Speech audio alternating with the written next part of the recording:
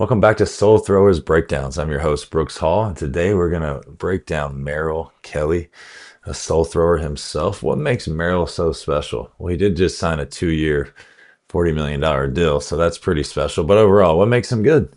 Is it because he throws gas? Of course not. What he does is he commands the ball and he has four pitches that honestly are all almost the same speed, and he can throw all four at four quadrants. He's got a four seam, a cutter, a two seam, and a changeup, and they're all anywhere from 89 to 93. The four seam might touch 95 one time a year, but in reality, it's 90 to 93. The two seam is 90 to 93. The cutter is 89 to 91, and the changeup is 87 to 90. And then he can throw the changeup backdoor to a righty. He can throw the changeup down and in. He can throw the cutter down and away, on both sides of the plate and up and in on the lefty, and even tie the righty up and in after a two seam. He can make the four seam ride. He can do a lot of things. And if you can throw four pitches almost the same speed, it makes it really hard as a hitter, because what can you do then? You can get people out in the zone. The reason people are successful in the big leagues is not because they have stuff that gets chases.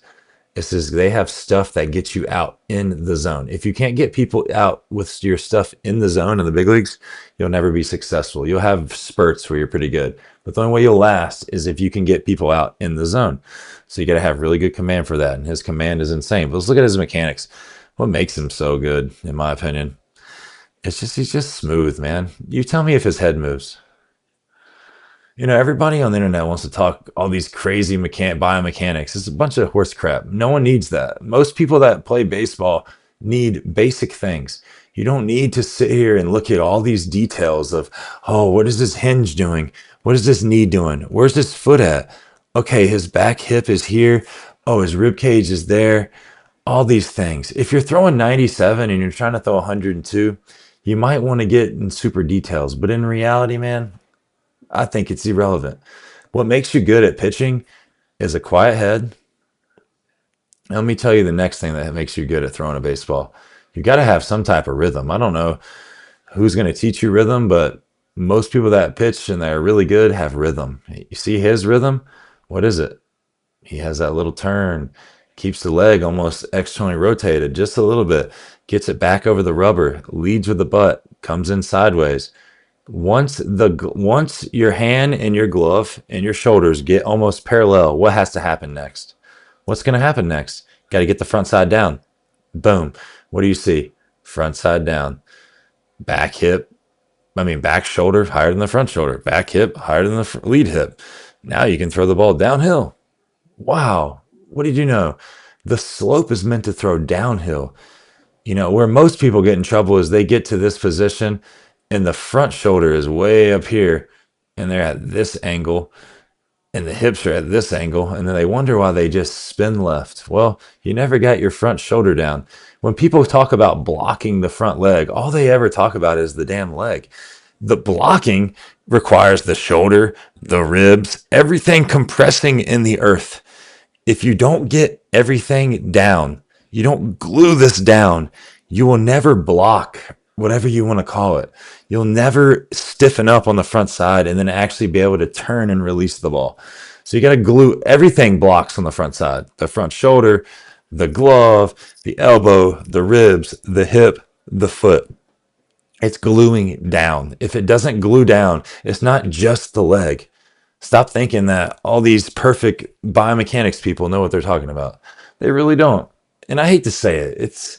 And I'm not even trying with a big ego. I'm just telling you that most people don't know what they're talking about. And I wish I didn't know what I'm talking about, to be honest with you. I wish I never sucked to have to know what I'm talking about. I wish I would have made 100 million and never even could tell you why I could do what I could do.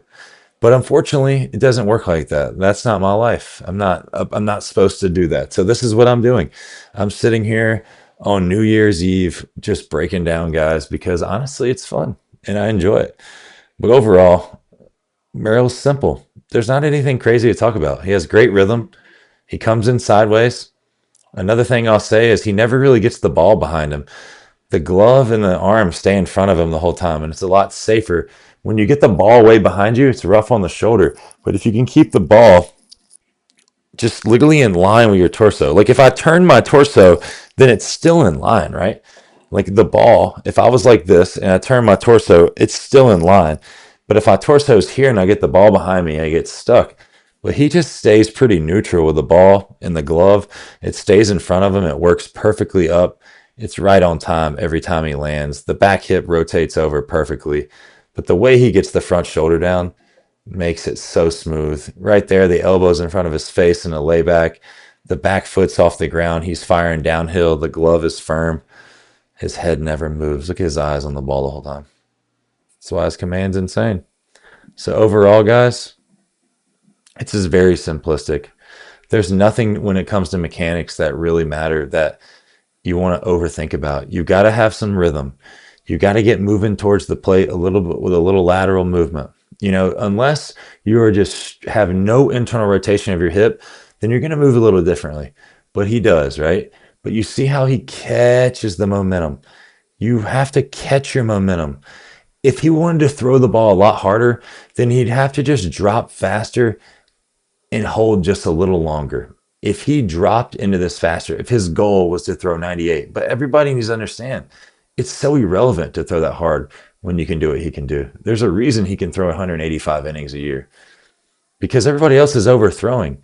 He's playing catch in the game and getting big league hitters out. And that's why he's making a lot of money.